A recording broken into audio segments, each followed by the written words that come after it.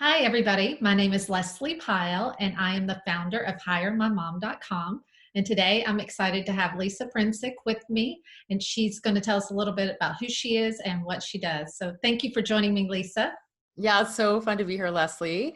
My name is Lisa Prinsick. My business is called Scaling Deep, which is really all about growing your business and kind of honoring your call to grow and evolve as a human, but also to do it with your way, with your values, focusing on what's really working well for you in your business and doubling down on that rather than feeling like you have to do all these things that don't feel like they're for you. So that's kind of the reason behind my brand name. And I love focusing on marketing, messaging, positioning, and really designing business models so that they all work together with ease and flow, because that's the hardest thing to figure out sometimes is like, what do we do and what do we not do? So when we have that map of what a business should kind of look like and how it's going to function, we can implement it without always questioning, should we be doing more? Should we do something else? Should we not be doing something? And that's what I love helping people with the most, is figuring that out, that puzzle. Yes.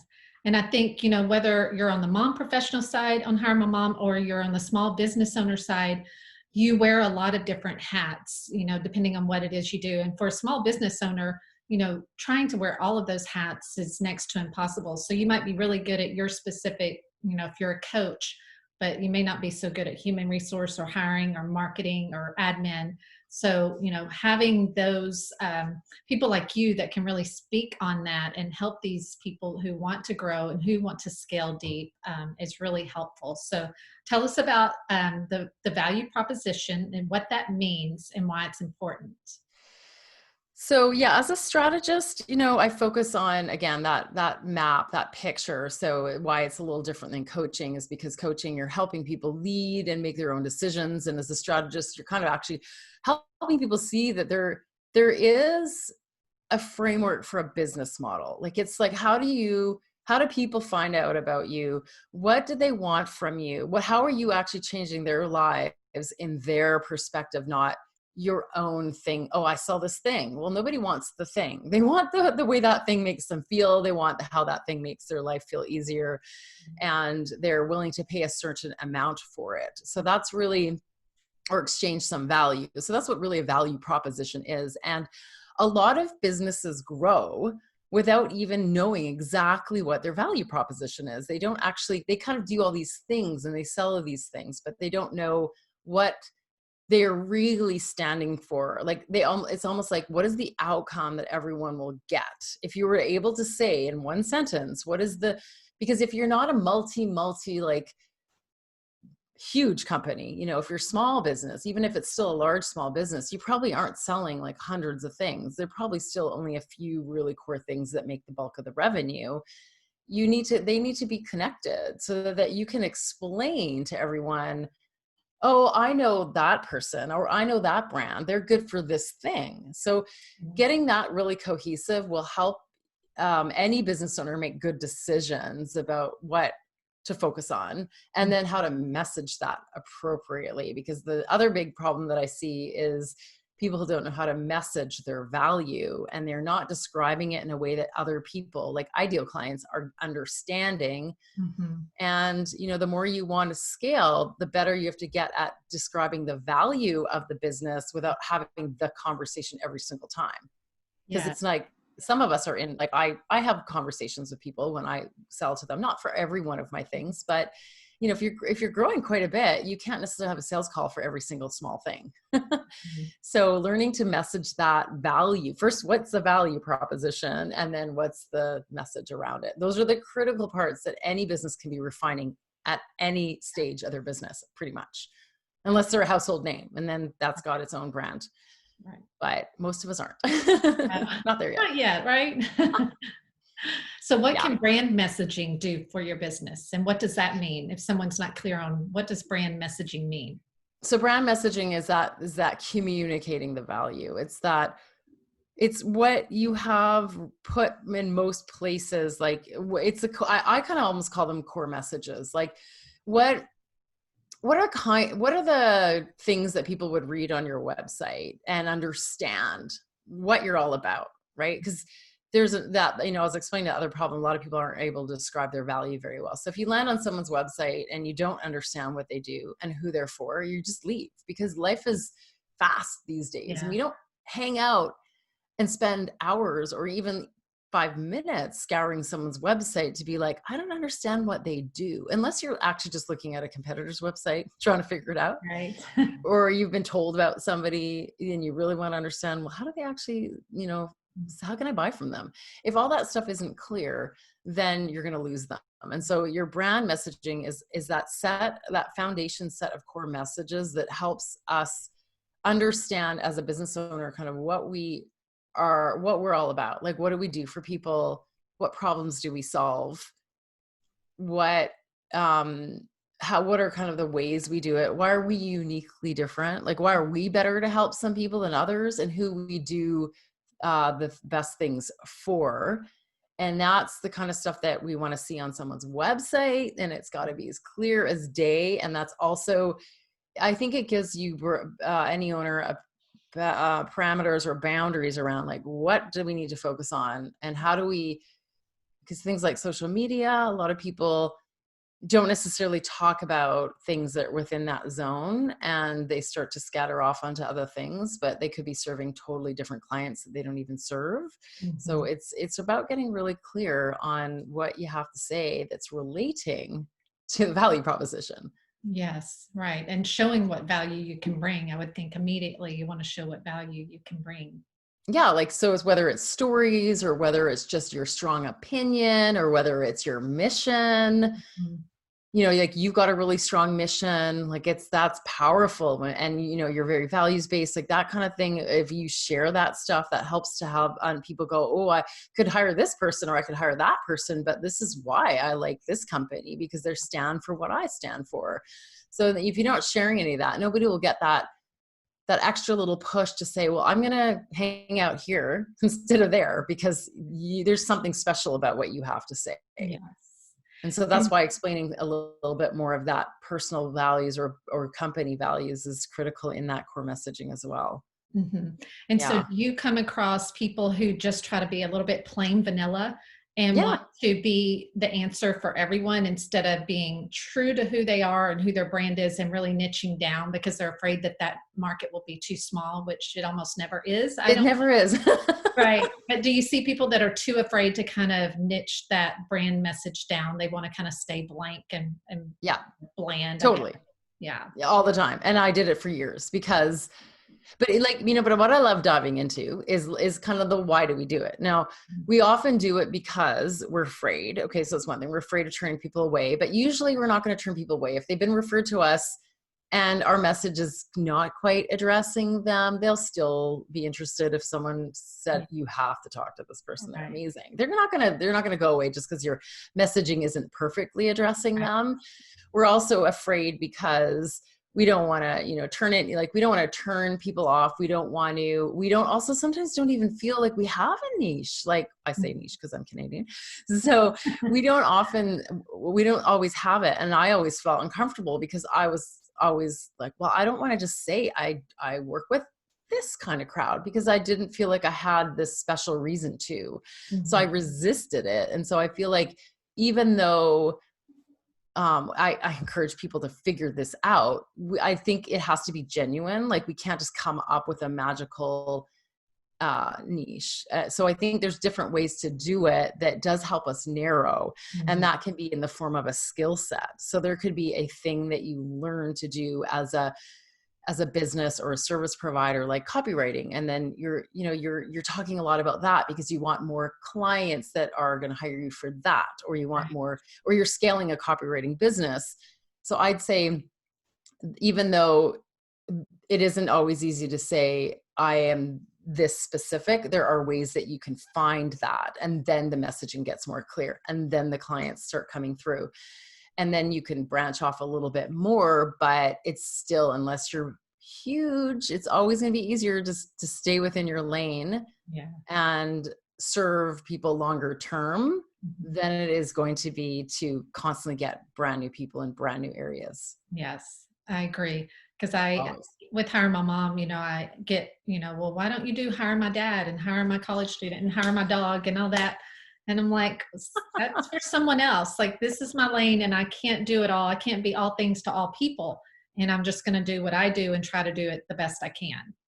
Oh, totally. And then of course that, I mean, I knew about you years before I met, the name is out there. It's out there long enough and it's clear enough what it is and who you are and what the business does that people already know before they've come and landed on the website. And then that's doing a lot of the work for you. So I think, yeah, like being super clear is important. And again, there's reasons why we don't do it and they are valid, but we have to find a way to get through that because we will always be hovering at fluctuating revenue because then we're probably only mostly getting referrals or that kind of inconsistent source of leads or new clients. Mm-hmm. And if we want to grow and we want to do more leveraged work, we have to start getting more efficient and we can't just be at the whim of whoever comes to us. We need to have a little bit more control over who we can sell something to.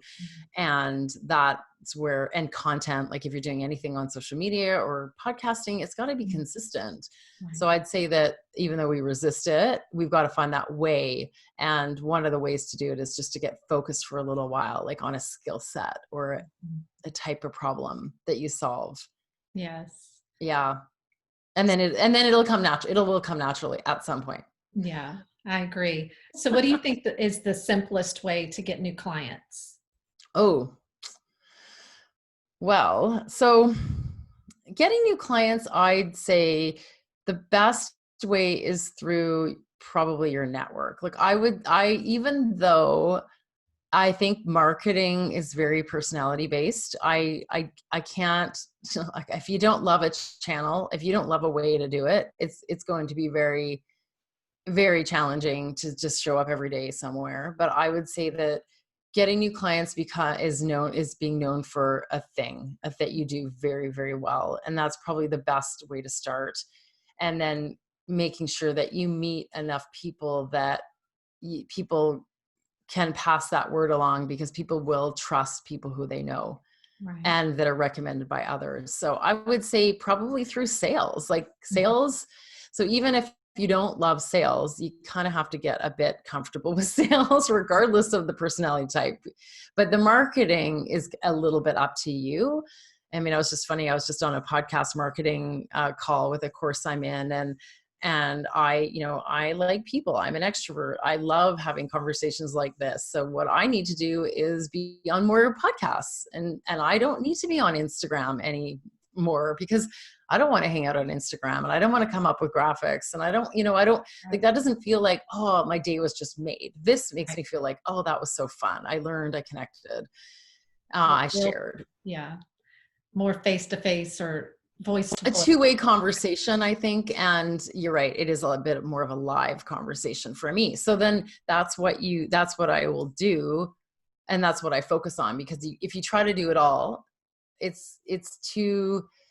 requires focused effort. We get better at these things. We get better at connecting. We get better at pitching. We get better at posting. We get better at all this stuff. So you can't do it all unless you're really growing, and because a lot of it's investment that won't be made back for a while. So you could spread yourself too thin with your marketing expenses. So I would say, first and foremost, understand how people buy from you. How do they get to know you in the engagement part? Like, how do they when they need to learn more, what can they find? What can they listen to or watch or something to get to know you better? And then, and then how can they meet you in the first place? It's probably your network. Mm-hmm. Yeah, I would agree. It's a lot easier. And that's even like my son's looking for his first job out of college. And I'm like, it's all about who you know. It's all about networking. Because when you're one of, 50 or 100 resumes, it's so hard to stand out. But when you there's no way to stand out, and they're going to say, oh, 5 people's somebody we know is somebody, and they're going to take a look at this first. Yes. And that's the truth of the matter. Even if you're 2 times as qualified or better fit for the role, it's just so many times it's who you know and where you're hanging out, who you're meeting, that sort of thing. Well, because we're sorting for so many things when we meet people. We're sorting for compatibility. We're sorting for, are you like someone who's going to do harm to me? Like, we have to sort. and we need shortcuts, right? And so now, like, networking and knowing people is a shortcut, and it's how we want to learn about who new people are, and that's just the human brain. That's just how we can take it all in and get moved forward. And so that's why that's never going to go away. We're going to always need a filter. Mm-hmm.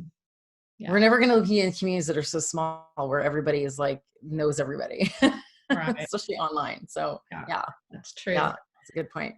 Okay, so in this crazy time we're in, what kind of trends and changes are you seeing in the online service market?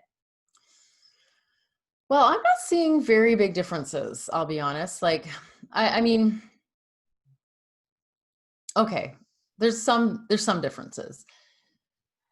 They're small. I think in the online world, a lot of things aren't changing for a lot of people. I think that in the B to small b, like, it's kind of business as usual. Like, people who are selling other business services to other businesses, it's not massively changing. Some business to consumer stuff is like growing like crazy because everyone all of a sudden needs certain things and wants to invest in more time in other things. Like, we have a mountain bike shortage in my town. And I'm like, where are people getting all the money to buy all the mountain bikes? Like, there's like none left almost. And yet everyone's apparently out of work, so they have more time, but these are brand new $5,000 bikes. Right. So it's kind of funny, but I think that so some things, I'm sorry. Similarly, here we've found that boats have been, we're not too far from a really nice lake. Boats have been sold out, and so have RVs in some places, because, you know, it's one of the few things that people can do outdoors. Right. It's interesting, isn't it?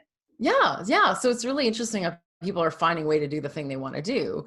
So some markets are growing, and some markets are, I mean, I've had some past clients who have hit disaster because they were big massage therapy business or something like that. Like, that is just in New York, you know, it's, so there are things like that. But I think in general, I think there's this call to a little bit more authenticity. Like, people really are craving realness. They are a little bit less attracted to this is my opinion on this. Like, I think in boom times, people are willing to buy the BS a little bit, like oh, look at the shiny, flashy thing, and oh, isn't that exciting? And I think in tougher times, people are like, who can I trust?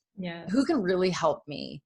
Like, I know this big, flashy, shiny program is promising all these great results, but like, do I need all those great results, or do I need the next best result? And who can I rely on to get me there? I think people are appreciating people more. I mean, we get back to our values, we get back to we know what really matters in challenging times, and it's our relationships. It's how, you know, it's our well-being. And so I feel like that's where people are wanting to maybe put their money or bets on now, instead of the massive promises that, sure, you might have 10% of the people who buy that big program get the results, and what happens to the other 90? I think sometimes we put the blinders on and go, well, what if I'm one of those 10%? And then I think in challenging times, we're making better decisions, actually. So I think that it's like, this is a really good time to be a really confident service provider that stands by their results.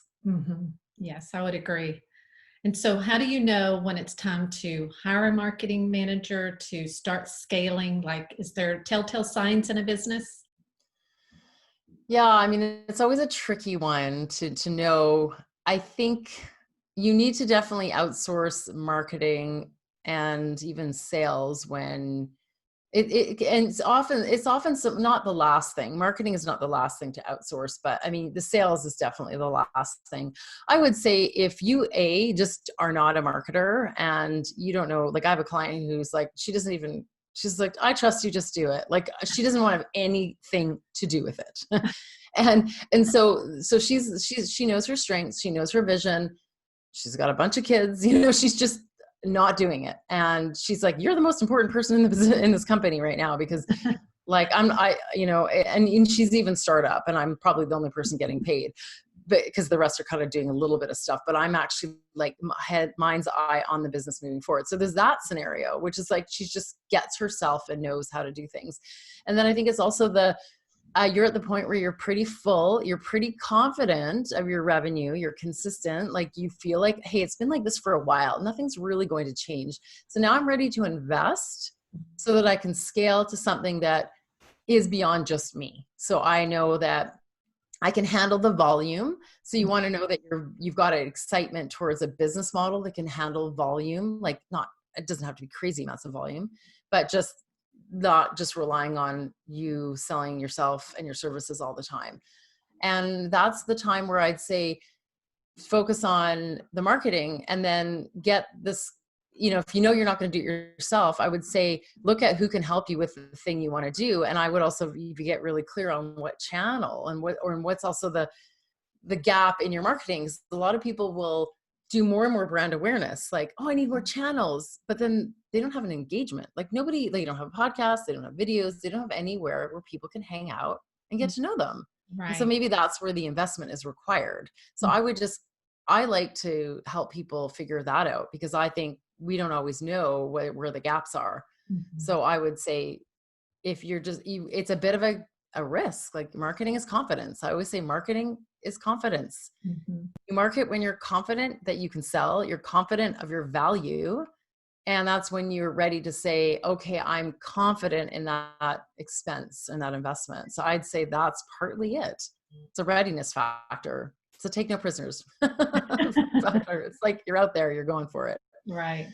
And then being wise about it. Like, and I'd say, think about being strategic before you go too tactical and then put all your, eggs in one basket around like a tactic that may not be matching up with everything else. Like if you do ads, for example, and then your funnel isn't converting, then you've got the ads person will always just want to be doing ads for you and going, I'm doing great ads.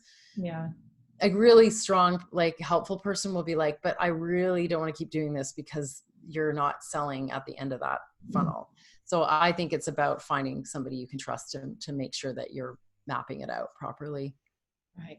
And I would think part of that is knowing that you have a team to support the growth if that growth comes. Do you have somebody that handles the new orders and an Yeah. assistant that can take some of the things off your plate if it starts getting busier, and being kind of big picture minded?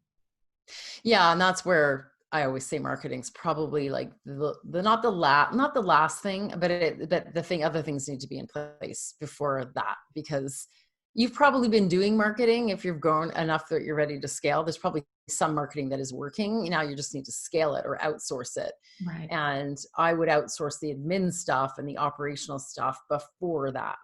Hmm. Yeah, that makes So sense. that there's quality control, and marketing costs money, right? It's expensive. So Right. Yeah, exactly. yeah. Okay. All right, Lisa. Well, if someone wants to know more about you and your business, how can they find you?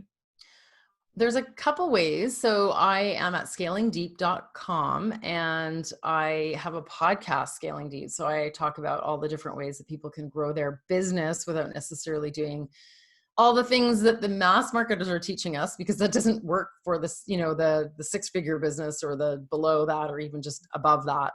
So that's actually, that's a really great place to learn more about me in the podcast. And then I've got a couple of, different freebies on my website, and I've got a brand messaging toolkit that you can find at scalingdeep.com/toolkit, which is just helping you figure out what's your message.